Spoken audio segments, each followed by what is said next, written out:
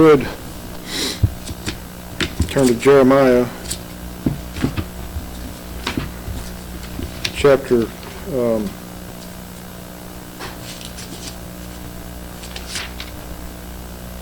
45. I'm trying to remember what chapter I looked at earlier. Chapter 45 in Jeremiah, and this is a really short chapter compared to the others. I'm not going to get into chapter 46 tonight because 46 kind of starts another series with Jeremiah.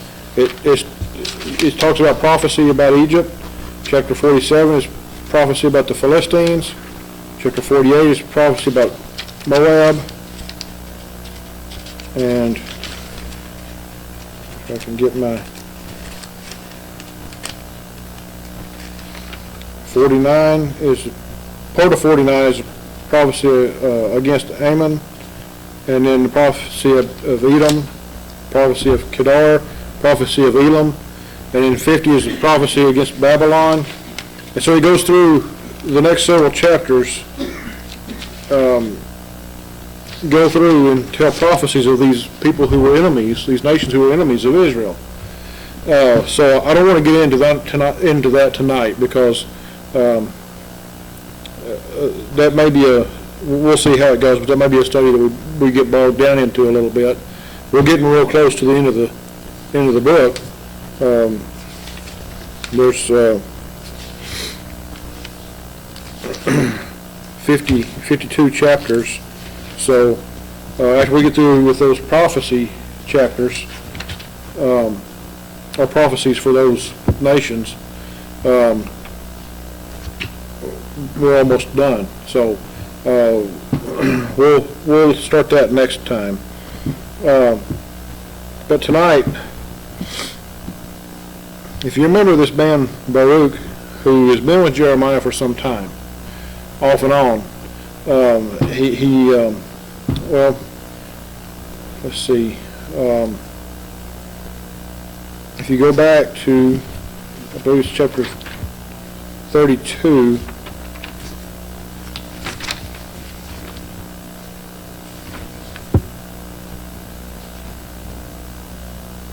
the chapter 32 in where Jeremiah, the Lord told him to buy some property. And then in verse 12, you see the first mention of Baruch. Verse 12 in chapter 32 says, "And I gave the evidence of the purchase," talking about the purchase of the property, "unto Baruch the son of Neriah, the son of Messiah, in the sight of Hanamel, mine uncle's son, and in the presence of the witnesses that subscribed the book of the purchase, for all the Jews that sat in the court of the prison." Now, Baruch appears that he was a type of scribe, not like the scribes that we think of in Jesus' day, of course. This was a good scribe. With the time that he was spent with Jeremiah, he was the one who was writing things down. If you remember later, I believe it's chapter 36,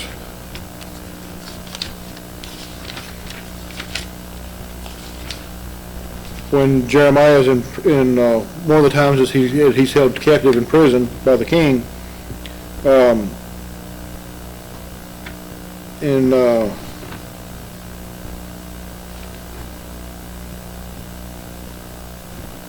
let's see, verse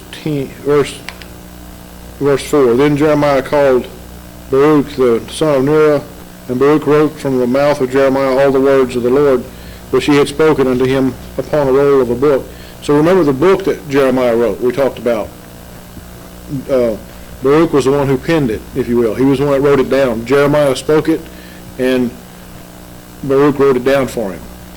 So Baruch was, and then like we looked at there first in chapter 32, it says in verse 12, "And I gave the evidence," this is Jeremiah speaking, "I gave the evidence of the purchase unto Baruch in the sight of, let's see, and in the presence of the witnesses that subscribed the book of the purchase." So Baruch was a witness there, and possibly might have been the one that wrote for Jeremiah on his part of the property that he bought. So this man has become very close with Jeremiah. Now back in chapter 45, let's start with verse 1. The word that Jeremiah the prophet spake unto Baruch the son of Neriah, when he had written these words in a book at the mouth of Jeremiah in the 4th year of Jehoiakim the son of Josiah king of Judah, saying. Now when was this? This is not talking about the time that we're reading about tonight. Jeremiah's taking us back.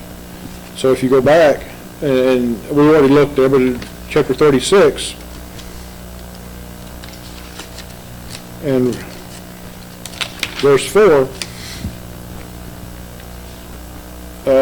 verse 1, 36 verse 1, and it came to pass in the 4th year of Jehoiakim the son of Josiah king of Judah that this word came unto Jeremiah from the Lord, saying.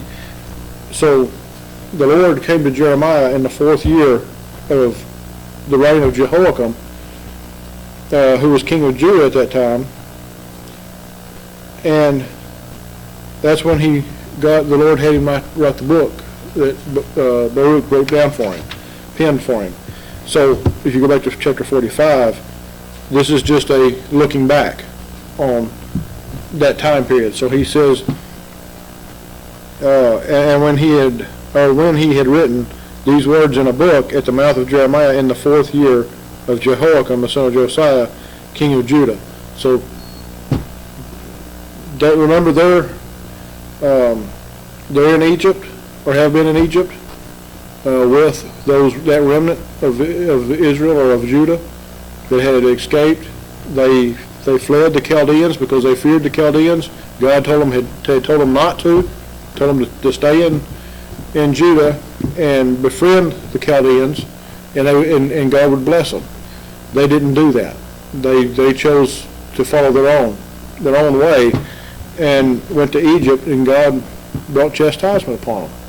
And so at the end of that story, you see now Jeremiah coming to Baruch and reminding him of things that the Lord has already told him concerning Jeremiah and Baruch himself.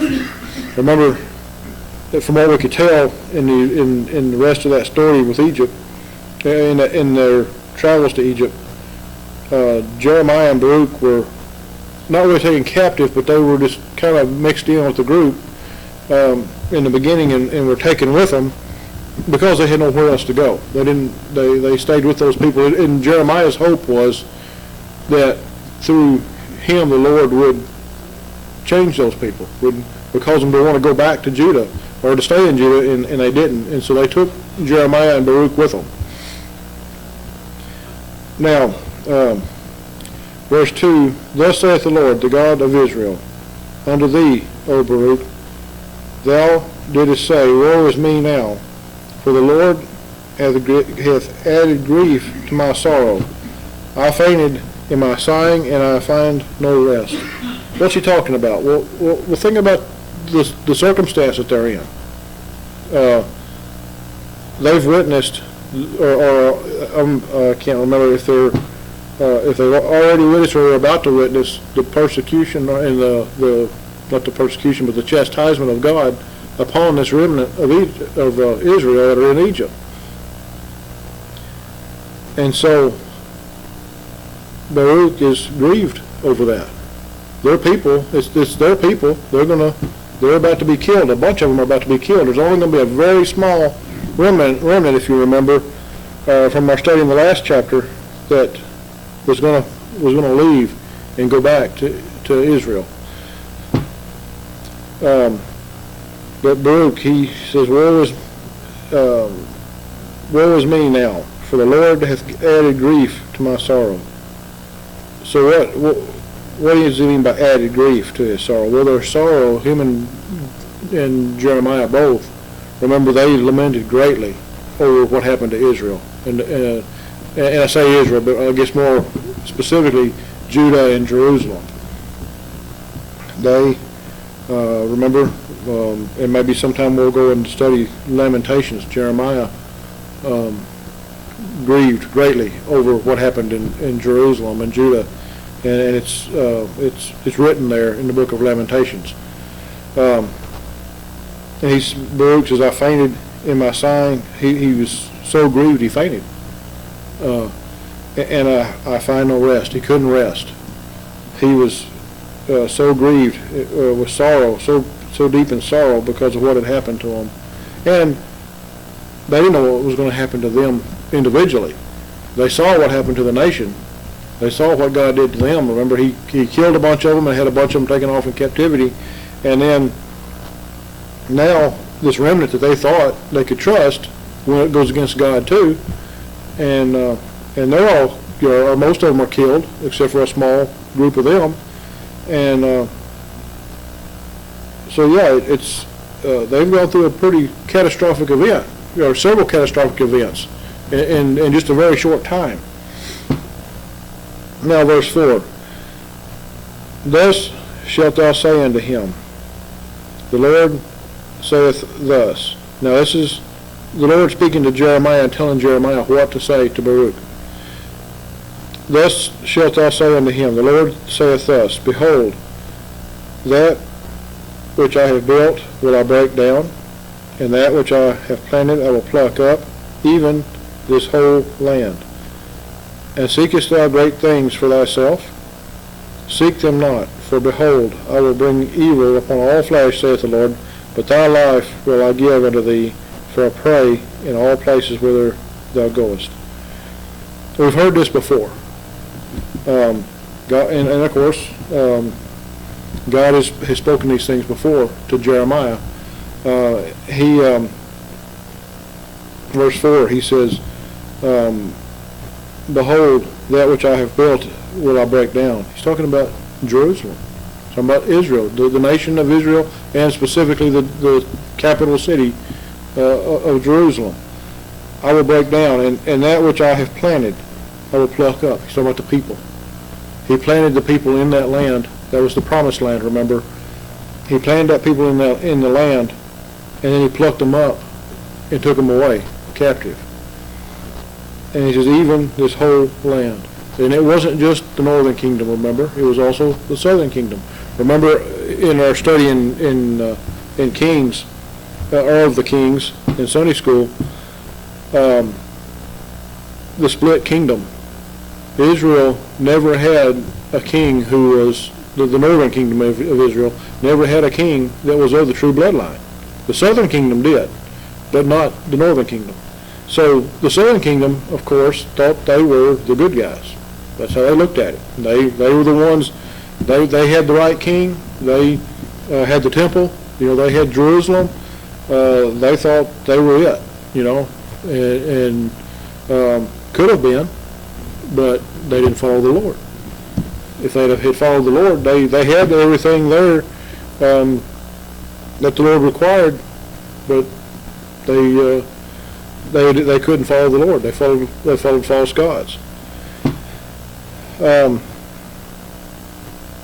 in verse 5 he says, and seekest thou great things for thyself? He asks a question here. This is the Lord asking Baruch a question. You've seen me do all these other things. You've seen me break down what I built. You've seen me pluck up the people out of the land, and not just half of the kingdom, but the whole kingdom. And he says, and seekest thou great things for thyself? Remember, Baruch is grieving over what's happened. And I'm sure, if you think about it, when we're, our human nature for sure, when we're in a situation, you put yourself in his shoes, in the situation they've been through. I'm sure he's praying that God would bless him, physically, and not necessarily with possessions, but at least protect him. And God says, seekest thou great things for thyself? Sometimes we get selfish. Even when we're grieving, we feel sorry for ourselves more than we do others that may have been affected. Remember, there's still a remnant of Israel that the Lord has in their day that truly followed the Lord. And they're being persecuted. So Baruch and Jeremiah, or Baruch anyway, the Lord is telling him, why are you seeking great things for yourself and not worried about everybody else? He says, seek them not, for behold, I will bring evil upon all flesh, saith the Lord. And he's talking about those in Egypt. He's about to bring evil upon them. And not just Israel and Egypt. Remember from last time, the Lord was sending the king of Babylon with his army, and he was going to overthrow Pharaoh. And there was going to be a lot of slaughter in the land of Egypt. Not just the people from Judah, but also the Egyptians themselves. And he says, I will bring evil upon all flesh, saith the Lord, but thy life will I give unto thee for a prey in all places whither thou goest. He's going to save his life. Baruch and Jeremiah are, once again, they've been through what went through in Jerusalem, the siege. They lived through that. They lived through the overthrow.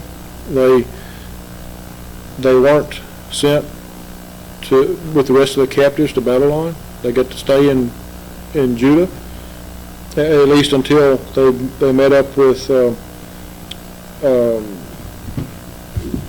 what was his name? I better look or I'm going to get it wrong.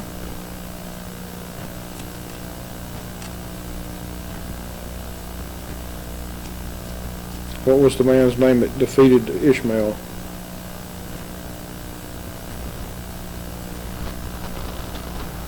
Well,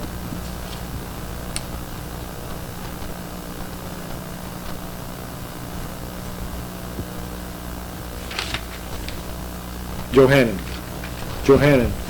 Remember, Johanan and his group of men were the ones that defeated Ishmael, and Johanan is the one that his group and all the people that they had taken from, or that had joined them from Ishmael's group, the ones they had taken captive, were now in Egypt and had gone against the Lord's word and gone to Egypt. And so the Lord's fixing to take care of things in Egypt, and Baruch and Jeremiah are going to survive that. Even they're going to go on and eventually go back to Judah. But he says, but thy life will I give unto thee for a prey in all places whither thou goest. People talk about, you hear people talk about, I've heard people talk about this all my life, and I think we maybe have even had these thoughts ourselves. How many times have we been close to death, but it wasn't our time, wasn't our chosen time. The Lord prevented it from happening because he wasn't ready for us to go. We don't have any idea. How many times was it that we were running late and there was a car wreck, and if we had been on time, we'd have been in it. We don't think about those things. Sometimes it's things we don't even know about. There could have been anything that happened that while we weren't there. If we had been there in that certain place, it could have been our life instead of someone else's. And like with Jeremiah and Baruch, they've stayed true to the Lord. Unlike the people they've been traveling with, they've stayed true to the Lord. And unlike the people in Jerusalem they were with before, they've stayed true to the Lord. And the Lord's going to spare their lives. And you may think, well, with everything they've gone through, why would you want to keep living? Because they've been through some pretty horrible stuff. Remember, during the siege of Jerusalem, all the people that died from famine and pestilence, and they were there. But remember, Jeremiah and Baruch, or Jeremiah was in the prison. Baruch was there with him as a guest, if you will. And the king's command was that as long as there was bread in the city, Jeremiah was to be fed bread. So it could have been a lot worse on them, but they even though they were in prison, they were given the best that there was available. And now, with what's about to happen in Egypt, the Lord's going to save their lives again. And you think of, you fast forward to the New Testament, and you think of the travels of Paul, and how many times Paul should have been killed. How many times was he stoned? How many times was he imprisoned? How many times were other things? probably, I would say with Paul, there's probably things that he went through and suffered through that he didn't write about. You know, because, like John says, the book's not big enough to write. Jeremiah and Baruch are the same way. There's things that they couldn't write about. They couldn't get it all in one book. We don't know what all they went through. How many times they, as the world puts it, escape death. You know, you don't really escape death. It's just not your time to go. That's the way the Bible puts it. You don't, you know, that phrase you hear, you know, well, he cheated death. Well, no, you don't cheat death. It wasn't your time to go. That's all there was. That's all there is to it. It wasn't God's time for you. So they're going to live on for now and go. The Lord's not done with them. We'll get into these chapters, the next few chapters, to talk about the prophecies that the Lord's going to tell them about the nations around Israel, the ones who were Israel's enemies all those years. The Lord's not going to be kind to them. It's not going to be good for those nations, and we'll get into that as we get to each nation. We'll look deeper into what a little bit about their history, a little bit about their why the Lord is angry with them in particular. And I think some of it's pretty obvious why he was angry with them. If you remember, these very nations were the ones who led the children of Israel astray. They're the ones that it was their false gods that the children of Israel followed after. And for different reasons, of course. There was different instances and different reasons. So we'll stop there for tonight.